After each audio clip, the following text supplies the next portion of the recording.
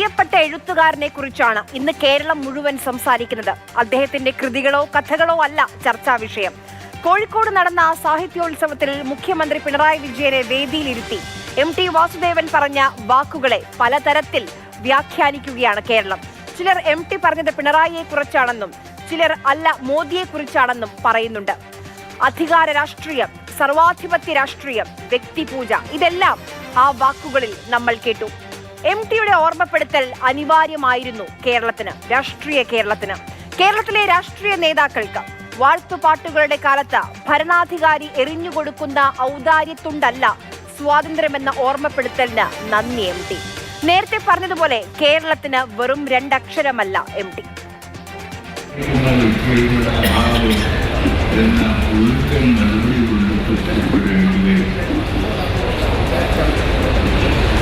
അധികാരത്തിലെത്താനുള്ള ഒരു അംഗീകൃത മാർഗമാണ് ഇവിടെ അധികാരമെന്നാൽ ആധിപത്യമോ സർവാധിപത്യമോ അസംബ്ലിയിലോ പാർലമെന്റിലോ മന്ത്രിസഭയിലോ ഒരു സ്ഥാനം എന്ന് വെച്ചാൽ ആധിപത്യത്തിനുള്ള ഒരു തുറന്ന അവസരമാണ്. അധികാരമെന്നാൽ ജനസേവനത്തിന് കിട്ടുന്ന മെച്ചപ്പെട്ട അവസരമെന്ന സിദ്ധാന്തത്തെ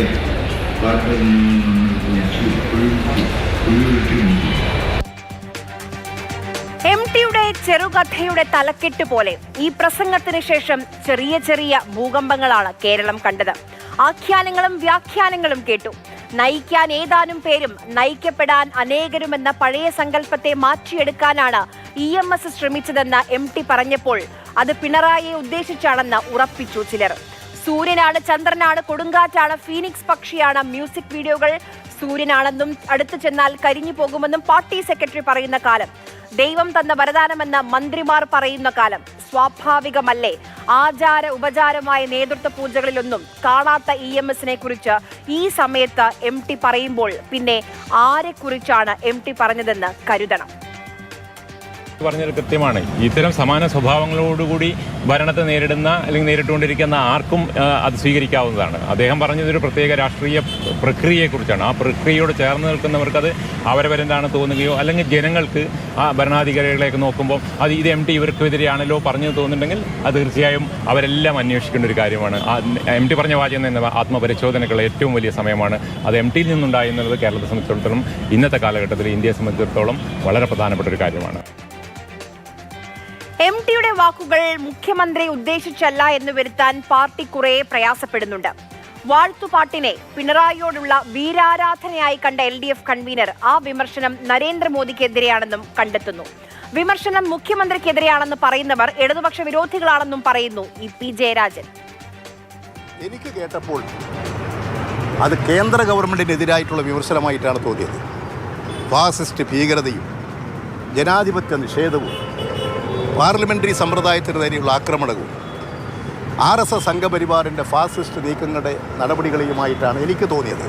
ഇടതുപക്ഷ വിരോധികൾ, ഇടതുപക്ഷ ഗവൺമെൻറ്റിനെ എതിർക്കുന്നവർ, മുഖ്യമന്ത്രിയെ ആക്ഷേപിക്കാൻ നടക്കുന്ന കുറേ ആളുകളുണ്ട്. അവർക്ക് ഏതിനെയും ഇടതുപക്ഷ ജനാധിപത്യ മുന്നണിക്കും ഗവൺമെൻറ്റിനും മുഖ്യമന്ത്രിക്കുമെതിരെ തിരിച്ചുവിടാനുള്ള അവരുടെ നിലപാടിൻ്റെ ഭാഗമായിട്ടാണ് അദ്ദേഹത്തിൻ്റെ പ്രസംഗമെടുത്ത് വിവാദത്തിലിട്ട് അദ്ദേഹത്തെ പോലെ സാഹിത്യരംഗത്തെ ഒരു വലിയ പ്രതിഭയെ വിവാദത്തിലേക്ക് വലിച്ചിഴക്കുന്നത്. EP പറഞ്ഞതുപോലെ ഇടതുപക്ഷ വിരോധികളാണോ ഈ വിവാദത്തിന് പിന്നിൽ? കാമ്പില്ലാത്ത, കാതലില്ലാത്ത വിമർശനമാണോ MT നടത്തിയത്?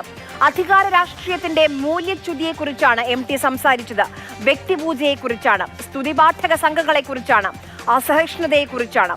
ഇന്നലകളിലെ രാഷ്ട്രീയ നേതൃത്വത്തെ ഉദാഹരണമാക്കി ഇന്നിന്റെ നേതൃത്വത്തിന്റെ പോരായ്മകളെ തുറന്നു കാണിക്കാനാണ് MT ശ്രമിച്ചത്. പലതരത്തിലുള്ള വ്യാഖ്യാനങ്ങൾ താങ്കൾ നേരിട്ട് സംസാരിച്ചപ്പോൾ അദ്ദേഹം എന്താണ് പറഞ്ഞത്? ഞാനത് പറഞ്ഞു കഴിഞ്ഞു. എന്താണെന്ന് വെച്ചാൽ ഞാൻ തലേ ദിവസം പോയപ്പോൾ ഞങ്ങൾ പല കാര്യങ്ങളും സംസാരിക്കുന്നത് അദ്ദേഹം പറഞ്ഞൊരു കാര്യം എന്ന് പറയുന്നത് നമ്മുടെ സമൂഹത്തിലെ പ്രശ്നങ്ങളെക്കുറിച്ച് പൊതുവായി സംസാരിക്കുന്നത് എനിക്കും ചിലത് പറയാനുണ്ട്, പറയേണ്ട സമയമായി എന്ന് കരുതുന്നു. ഞാൻ ചിലതൊക്കെ എഴുതി വെച്ചിട്ടുണ്ട്, നാളത്തെ ഉദ്ഘാടന പ്രസംഗം ഞാൻ കൃത്യമായിട്ട് പറയും എന്ന് തന്നെയാണ് എന്നോട് പറഞ്ഞത്. അത് വ്യക്തമാണ്. അദ്ദേഹം വളരെ ധാരണയോടുകൂടി വന്ന ആളാണ്. ധാരണയില്ലാതെ ഒരു വാക്ക് പോലും ഒരു ചുണ്ടിൻ്റെ ചലനം പോലും ആലോചിക്കാതെ ചെയ്യുന്ന ആളല്ലേ എം ടി. അപ്പോൾ അത് അദ്ദേഹം പറഞ്ഞതാണെന്നൊക്കെ സംശയിക്കുന്നൊരു സമൂഹം എന്ന് പറയുന്നത് എനിക്ക് ഭയങ്കര സങ്കടം തോന്നുന്നുണ്ട്. ഏത് രീതിയിലാണ് കേരളീയ സമൂഹം അവരവർക്ക് അനുകൂലമല്ലാതെ വരുന്ന കാര്യങ്ങളെ കാണുന്നത്? ആ കാഴ്ചപ്പാടിലുള്ള പ്രശ്നം വളരെ വലുതായിട്ട് ചർച്ച കാര്യം. അപ്പോഴത്തെ ഒരു ചടുല നീക്കമായിരുന്നില്ല എം ടിയുടേത്. എഴുതിക്കൊണ്ടുവന്ന് വായിച്ച പ്രസംഗം ആ വേദിയിൽ നിന്ന് തന്നെ വായിക്കണമെന്ന് ഉറപ്പിച്ച തീരുമാനം. എന്നിട്ടും എങ്ങനെയാണ് മുഖ്യമന്ത്രിയുടെ ജനപിന്തുണ കണ്ട വിറളി പൂണ്ടവരാണ് വിവാദങ്ങൾക്ക് പിന്നിലെന്ന് മന്ത്രി സജി ചെറിയാന് പറയാൻ കഴിയുന്നത്? അദ്ദേഹം ഒരു പ്രസംഗത്തിൽ ഒരു പരാമർശം നടത്തി, അത് ആരെപ്പറ്റി വേണേൽ ആർക്ക് വേണമെങ്കിലും എടുക്കാം. പക്ഷേ അത് കേരളത്തിലെ മുഖ്യമന്ത്രിയെ ടാർഗറ്റ് ചെയ്തുകൊണ്ട് നടത്തുന്ന ഒരു പറ്റം മാധ്യമങ്ങളുടെ ഒരു പരിശ്രമം മാത്രമായിട്ട് ഞാൻ കാണുന്നുള്ളൂ. EMS അങ്ങനെ ആയിരുന്നില്ല, പിണറായി വിജയനും അങ്ങനെയല്ല. വ്യാഖ്യാനം ആവശ്യമില്ലാത്ത വിധം വ്യക്തമല്ലേ എം ടിയുടെ പ്രസംഗം? എന്തായാലും ലോക്സഭാ തെരഞ്ഞെടുപ്പ് പടിവാതിൽക്കൽ നിൽക്കുന്ന ഈ സമയത്ത് ആത്മപരിശോധനയ്ക്ക് തയ്യാറാകുന്നത് നല്ലതാണ്. ആരായാലും കിട്ടിയ അവസരം എന്തായാലും നന്നായി ഉപയോഗിക്കുന്നുണ്ട് പ്രതിപക്ഷം. എം ടിയുടെ വിമർശനം കേരളത്തിന് എതിരാണെന്നത് വ്യക്തമാണെന്ന് പറയുന്നു പ്രതിപക്ഷ നേതാവ്. വിമർശനം മൂർച്ചയേറിയതാണ്. പ്രതികരിക്കാൻ മറന്നുപോയ സാംസ്കാരിക പ്രവർത്തകരും സർക്കാരിന് സ്തുതിഗീതം പാടുന്നവരും ഇത് കേൾക്കണമെന്നും വി ഡി സതീശൻ. ഈ കാലം ആവശ്യപ്പെടുന്ന കാര്യമാണ് അദ്ദേഹം പറഞ്ഞത്. ഇപ്പോൾ നിഷ്പക്ഷത നടിച്ച് നടന്ന് സർക്കാരിനെ താങ്ങി നിർത്തുന്ന ബുദ്ധിജീവികളും സാംസ്കാരിക പ്രവർത്തകരും ചില മാധ്യമ പ്രവർത്തകരും അതുപോലെ നിഷ്പക്ഷരാണ് എന്ന് കരുതി വന്ന് സമൂഹ മാധ്യമങ്ങളിലൂടെ സർക്കാരിന് സ്തുതിഗീതം പാടുന്നവരുമൊക്കെ എം ടിയുടെ വാക്കുകൾ ശ്രദ്ധയോടുകൂടി കേൾക്കണം എന്നാണ് എൻ്റെ വിനയപൂർവ്വമായ അഭ്യർത്ഥന. അതെ, ശ്രദ്ധയോടെ കേൾക്കണം എന്നാണ് പ്രതിപക്ഷ നേതാവ് പറയുന്നത്. ഇന്ന് ഇടതുപക്ഷ പ്രൊഫൈലുകളിൽ കണ്ടുവന്ന ഒരു ആഖ്യാനമുണ്ട്. ഇത് എം ടി പുതിയതായി എഴുതിയതല്ല. പിണറായി വിജയൻ മുഖ്യമന്ത്രിയാകുന്നതിന് മുൻപ്, വർഷങ്ങൾക്ക് മുൻപ് എം ടി എഴുതിയ ലേഖനത്തിലെ വരികളാണിതെന്ന്. അത് ശരിയാണ്. എം ടിയുടെ തിരഞ്ഞെടുത്ത ലേഖനങ്ങളിലെ ചരിത്രപരമായ ഒരു ആവശ്യം എന്ന തലക്കെട്ടിലുള്ള ലേഖനത്തിലുള്ള വരികളാണത്. ഇന്ന് മന്ത്രി എം പി രാജേഷും ഇത് തന്നെയാണ് പറഞ്ഞത്. 2003 എം ടി എഴുതിയ ലേഖനമാണ് വേദിയിൽ പ്രസംഗിച്ചത്. അത് ഇന്നത്തെ സാഹചര്യങ്ങളോട് കോർത്തിണക്കേണ്ട കാര്യമുണ്ടോ എന്ന് ചോദിക്കുന്നു MBR. 20 കൊല്ലം മുമ്പ് എഴുതിയ ലേഖനമാണ് ചരിത്രപരമായ ഒരു ആവശ്യമെന്നത്. അതാണ് എം ടി ഇന്നലെ അവതരിപ്പിച്ചത്. അപ്പോൾ വളരെ ഫിലോസഫിക്കലായി അദ്ദേഹം പറഞ്ഞ ചില കാര്യങ്ങളെ കേരളത്തിലെ മാധ്യമങ്ങൾ തങ്ങളുടെ സങ്കുചിത രാഷ്ട്രീയ ലക്ഷ്യത്തിന് വേണ്ടിയിട്ട് വെട്ടിച്ചുരുക്കുകയും ദുരുപയോഗിക്കുകയുമാണ് ചെയ്തത്. 20 കൊല്ലം മുമ്പ് എഴുതിയ ലേഖനം ഇന്നത്തെ കേരളത്തിലെ സാഹചര്യത്തെ മുൻനിർത്തി അദ്ദേഹം പറഞ്ഞതാണ് എന്നെങ്ങനെയാണ് പറഞ്ഞത്? അതാ പറഞ്ഞതിൻ്റെ താല്പര്യം എന്താണ്? 2003 എഴുതിയതാണല്ലോ, എം ടി എഴുതിയ ലേഖനമാണ്. 20 വർഷം മുൻപ് എഴുതിയ ലേഖനത്തിലെ അതേ വരികൾ ഒരു മാറ്റവുമില്ലാതെ വീണ്ടും വായിക്കുമ്പോൾ എന്തുകൊണ്ടായിരിക്കും പിണറായിയെ ഓർമ്മ വരുന്നത്? എന്തുകൊണ്ടായിരിക്കും എം ടി വിമർശിച്ചത് CPM-നെയും സർക്കാരിനെയുമാണെന്ന് NS മാധവനൊക്കെ പറയുന്നത്?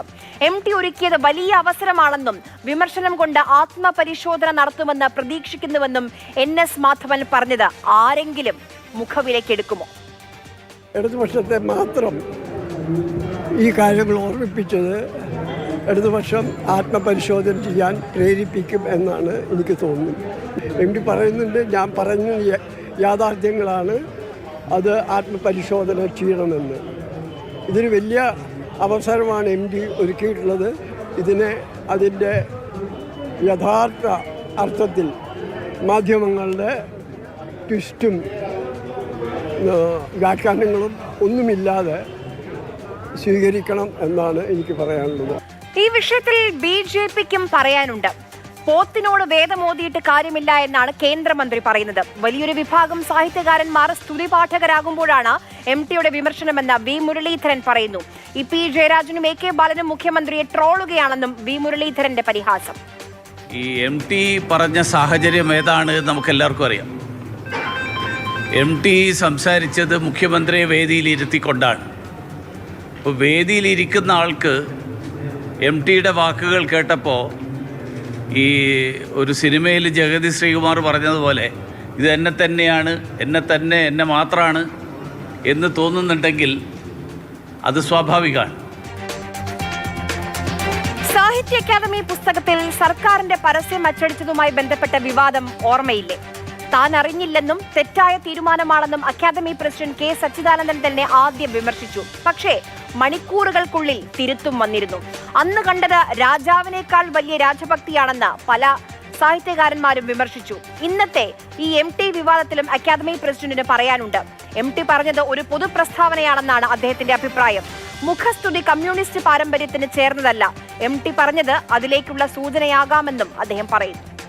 വികാരത്തെക്കുറിച്ചുള്ള ഒരു പൊതുവായ അഭിപ്രായ പ്രകടനം ആയിട്ടാണ് എനിക്കത് അനുഭവപ്പെട്ടത്.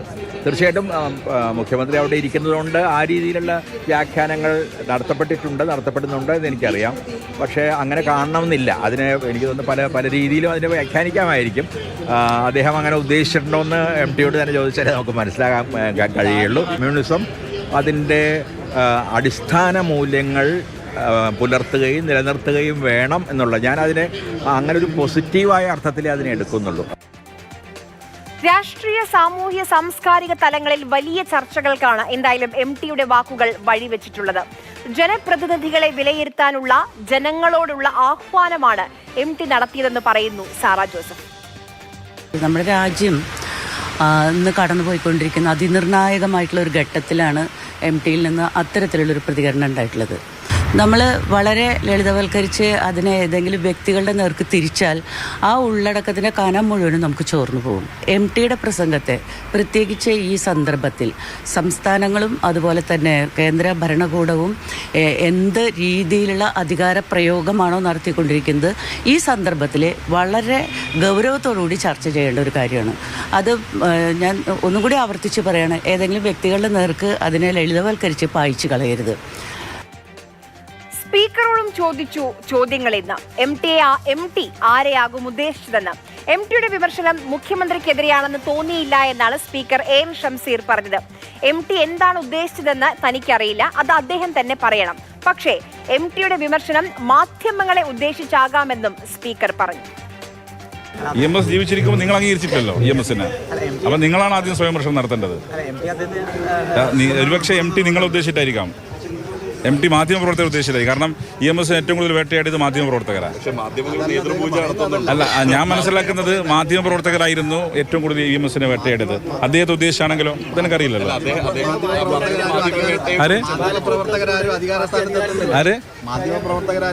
അല്ല, ഞാൻ പറഞ്ഞല്ലോ മാധ്യമപ്രവർത്തകരെ കുറിച്ചായിരിക്കാം എന്റെ ബോധ്യം.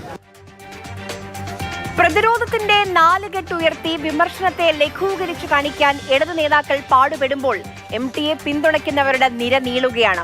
അധികാരികളുടെ മണ്ടക്കടിക്കുന്ന വിമർശനമാണ് വിശ്വസാഹിത്യകാരന്റേതെന്ന് ജോയ് മാത്യുവും MT ഇന്നും അധികാരത്തിന്റെ മുഖത്ത് ധീരമായി തുപ്പിക്കൊണ്ടിരിക്കുന്നുവെന്ന് ഹരീഷ് പേരടിയും ഫേസ്ബുക്കിൽ കുറിച്ചു. അമിതാധികാരത്തെ പറ്റി MT പ്രസംഗിച്ച വേദിയിൽ മുഖ്യമന്ത്രി ഉണ്ടായത് ആകസ്മികമല്ല എന്ന് ബാലചന്ദ്രമേനോൻ ഫേസ്ബുക്കിൽ കുറിച്ചു. ഭരണത്തിന്റെ രണ്ടാം ഊഴത്തിൽ മുഖ്യമന്ത്രി പിണറായി വിജയന് സ്തുതിപാഠകർ കൂടുകയും CPMന് അധികാര ഗർവുണ്ടെന്ന വാദം ബലപ്പെടുകയും ചെയ്തതിനിടെയാണ് MT വാക്കുകൊണ്ട് ബിംബങ്ങൾ തകർത്തത്. MTയുടെ വിമർശനം മുഖ്യമന്ത്രിയെ കുറിച്ചാണോ എന്നതാണ് ചോദ്യം.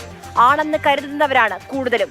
അമിതാധികാര പ്രയോഗത്തിന്റെയും നേതൃപൂജയുടെയും പേരിൽ വിമർശനം നേരിടുന്നയാളാണ് മുഖ്യമന്ത്രി എന്നതാണ് അങ്ങനെ കരുതാനും കാരണം. അതിനു പുറമെ മറ്റു കാരണങ്ങൾ കൂടിയുണ്ട്. വിമർശിക്കാൻ MT ഉദാഹരിച്ചത് മുൻ കേരള മുഖ്യമന്ത്രി EMSനെ, അതും മുഖ്യമന്ത്രി പിണറായി വിജയനെ വേദിയിൽ ഇരുത്തിക്കൊണ്ട്. പ്രധാനമന്ത്രിയെക്കുറിച്ചാണെന്ന വ്യാഖ്യാനവും വിലപ്പെട്ടത് തന്നെയാണ്. അമിതാധികാര പ്രയോഗത്തെയും നേതൃപൂജയെയും കുറിച്ചുള്ള വിമർശനം പ്രധാനമന്ത്രിക്കും നന്നായി ചേരും.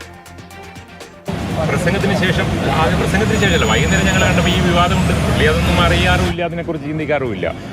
ഇന്നിപ്പോൾ നമ്മൾ ഈ പറയുന്നൊന്നും പുള്ളിയെ സംബന്ധിച്ചുള്ളത്. അപ്പം ഞാൻ ഇങ്ങനെ ഉണ്ടായി അത് വലിയ വിവാദമായി എന്ന് പറഞ്ഞപ്പോൾ അദ്ദേഹം എന്നോട് പറഞ്ഞത് ഞാൻ അത് വിമർശനമായിട്ട് തോന്നിയോ എന്ന് എന്നോട് ചോദിച്ചു. അപ്പം ഞാൻ പറഞ്ഞത് യാഥാർത്ഥ്യം പറഞ്ഞു, ഞാനും പറഞ്ഞു. അപ്പോൾ അതുകൊണ്ട് അതാണ് ഞാൻ വിമർശിക്കുകയായിരുന്നില്ല, എനിക്ക് ചില യാഥാർത്ഥ്യങ്ങൾ പറയേണ്ടതായിരുന്നു. ആ യാഥാർത്ഥ്യം തുറന്നു പറയുക മാത്രമാണ് ചെയ്തിട്ടുള്ളത്.